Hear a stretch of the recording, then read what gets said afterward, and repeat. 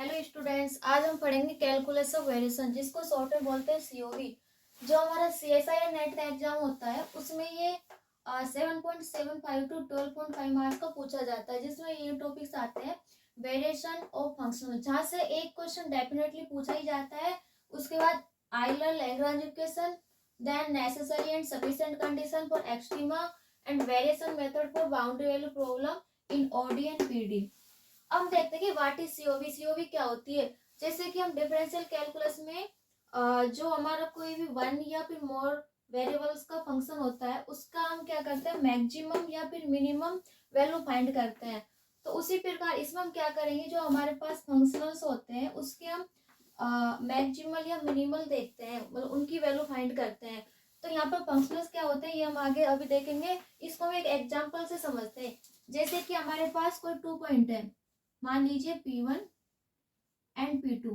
P1 है x1 coma y1 and P2 है x2 coma y2। अब इन दो पॉइंट्स को ज्वाइन करने वाले हमारे पास हम कोई भी कर्व ले सकते हैं। मान लो एक कर्व ये ले सकते हैं, या फिर हम ये ले सकते हैं, या फिर हम ये ले सकते हैं। यानी हमारे पास इनफाइनाइटली ऐसी कर्व आएंगी जो P1 एंड P2 पॉइंट को ज्वाइन करें। तो हम जानते हैं कि जो ये लेंथ ऑफ कर्व का फॉर्मूला होता है वो होता है I equal to integral x1 to x2 under root 1 plus dy by dx का होल स्क्वायर dx। अब यहाँ पर हमको क्या करना होता है, now we have to find a curve joining point P1 and P2 so that value of this integral is minimum. तो हमें ऐसी कर्व फाइंड करनी होती है। तो हमको पता है कि इस P1 एंड P2 पॉइंट को ज्वाइन करने वाली जो मिनिमम डिस्टेंस कवर करे वो हमेशा डिस्टेंस लाइन आती है। तो वो क्या हो जाएगी, सॉरी स्ट्रेट लाइन आती है, तो ये हमारे पास स्ट्रेट लाइन हो जाएगी। लेकिन ये आता कैसे, हम इसको इसका डेरिवेशन इस सीओवी में करेंगे। हम ये देखते हैं सीओवी में। नाउ हम पढ़ेंगे कि variational problem for fixed boundaries, फिर हम पढ़ेंगे मूविंग बाउंड्रीज।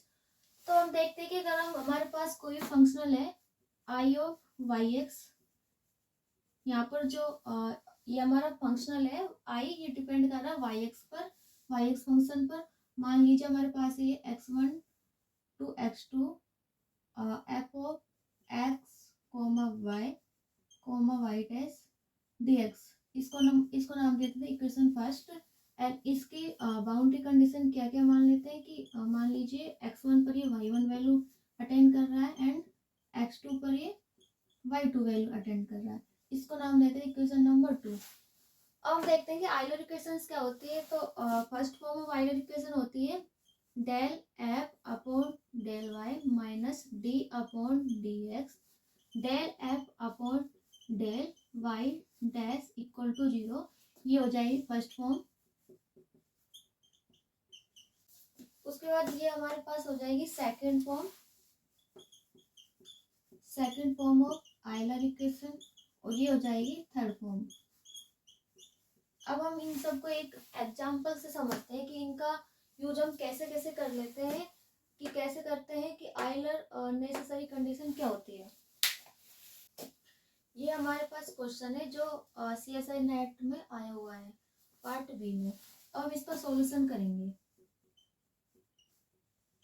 ये कह रहा है कि the extremal of the functional, हमारे पास फंक्शनल दे रखा है और गिवन बाउंड्री कंडीशन हमारे पास ये है, और हमें ऑप्शन दे रखा है कि क्या क्या इसका एक्सट्रीमल हो सकता है। तो हमारे पास जो आइलर इक्वेशन होती है वो हमारे पास नेसेसरी कंडीशन होती है फॉर एक्सट्रीमल।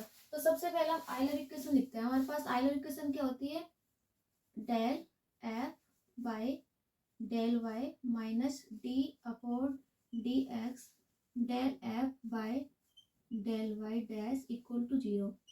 यहाँ पर f क्या है, f हमें गिवन है, f equal to 2y dash square plus X Y. ठीक है, अब हम क्या करेंगे कि इसको इसमें पुट करेंगे। तो del F by del Y, यानी इसका y के रेस्पेक्ट में इसका हम क्या करेंगे, डिफरेंशिएशन करेंगे पार्शियली। तो हमारे पास आ जाएगा x minus D upon D x. अब हम क्या करेंगे, वाई डैश के रेस्पेक्ट करेंगे, तो ये 0 हो जाएगा। वाई डैश का रेस्पेक्ट करेंगे तो इसका आएगा 4 y dash equals to 0. Then x minus 4y double dash equals to 0 and 4y double dash equals to x, then y double dash equals to x by 4.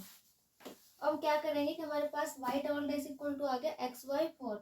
अब हम इसका इंटीग्रेशन करेंगे with respect to x, तो क्या आ जाएगा y dash equals to X square by 2 और 4 already है, तो ये क्या हो जाएगा x square by 8 plus constant आएगा c या c1 ले सकते हैं. एंड अगेन इसका इंटीग्रेशन करेंगे तो y equal to X cube by 24 plus c1 x plus c2.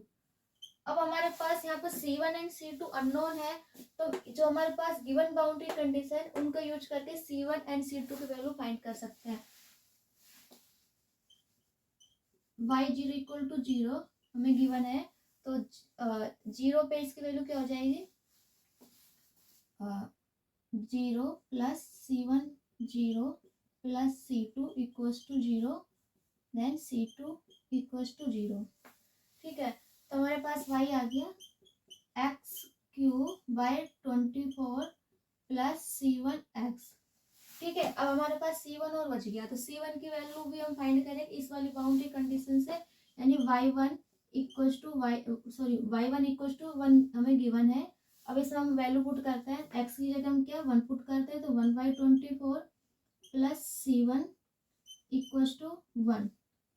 Then c1 equals to क्या हो गया 1 माइनस 1/24 मीन्स 23/24. तो हमारे पास y क्या आ गया y इक्वल्स टू आ गया, इसमें वैल्यू पुट करेंगे एक्स क्यूब बाई 24, c1 की वैल्यू पुट करेंगे 23/24, तो ये हमारे पास आ गया y. अब देखते हैं किस ऑप्शन में है, तो हमारे पास डी ऑप्शन में है, तो ये हमारा आंसर हो गया. Thank you students.